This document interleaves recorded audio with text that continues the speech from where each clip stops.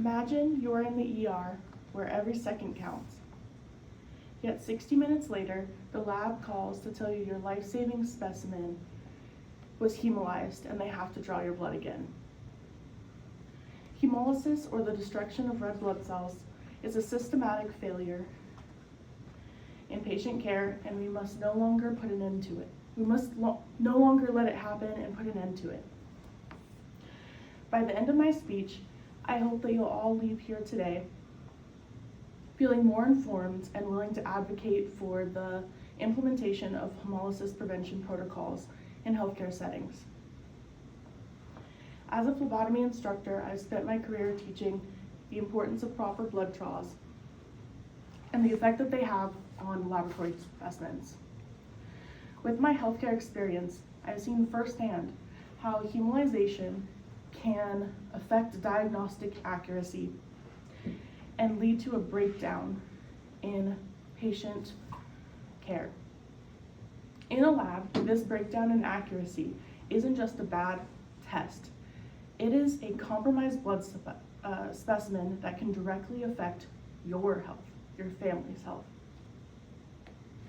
All hospitals should implement standardized protocols to prevent hemolyzed specimens. Today, we will review the toll that hemolysis takes on clinical accuracy and finances in a healthcare setting. We will then discuss the solutions to this issue, including proper equipment, training, and monitoring. Hemolization, or the destruction of red blood cells, and their high rates in clinical settings, can not only affect patient care and safety, but affect hospital efficiency and finances. When a red blood cell bursts, this corrupts the sample before it can even be tested. According to the 2013 journal Biochemia Medica, Dr. Lippi states that hemolysis leads to errors in diagnostic testing by either masking levels or making them look too high or too low.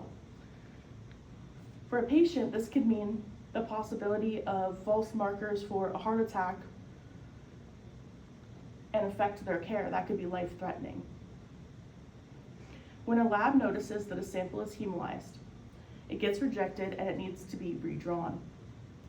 As reported by researchers Sherman and Strauss in the Journal of Emergency Nursing in 2013, hemolyzed specimens lead to significantly increased lab times, with the average being 3.3 to 77%, depending on if it was drawn by vein or directly from a catheter, IV needle.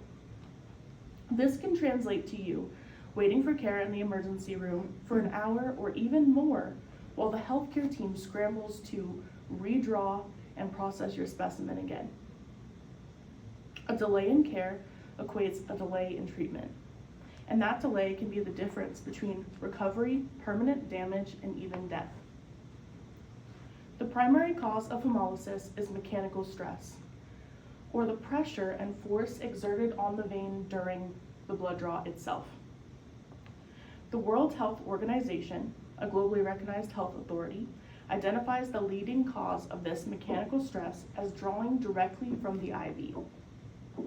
While a phlebotomist might use a smaller needle to make the blood draw less painful or decrease discomfort for a patient, or a nurse might want to shave a few seconds off of their rounds by drawing from the IV, both of these can result in hemolyzation of that specimen. Hemolysis is a widespread issue that tends to affect every single clinical setting. Guidelines posted in 2025 by the American Society of Clinical Pathology indicate that redraws due to hemolysis waste thousands of hours of labor, and in a hospital with a roughly 10% hemolyzation rate can cost upwards of $144,000 per year, which in turn will get kicked back to you as the patient in your cost of care.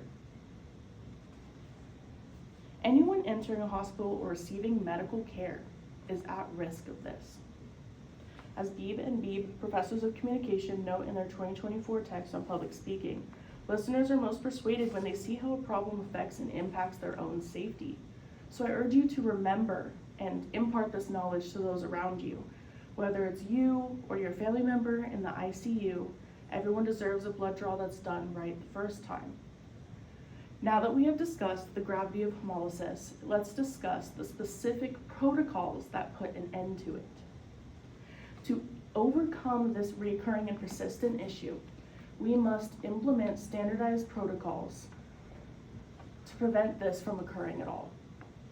Hospitals must standardize all equipment used, including higher quality tubes, needles, and adapters for any blood draws. Drawing blood via IV must be reserved only if absolutely necessary. We need mandatory competency training, and that should include proper needle size and proper insertion technique for draws. According to researchers Strauss and Sherman in the Journal of Emergency Nursing in 2013, standardized protocols will actually save money in the long run due to reduced cost of waste and supplies and hours.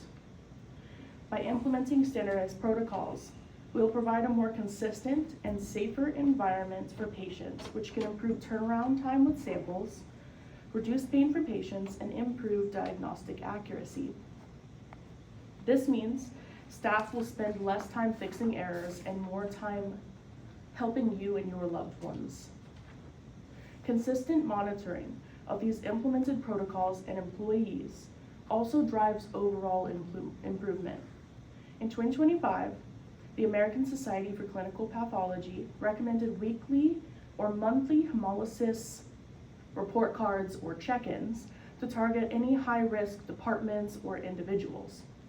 So if a specific department or someone has high rates compared to others, we can narrow down that training and improve on it. Much like how there's a standardized system for the order in which we draw our tubes for phlebotomy,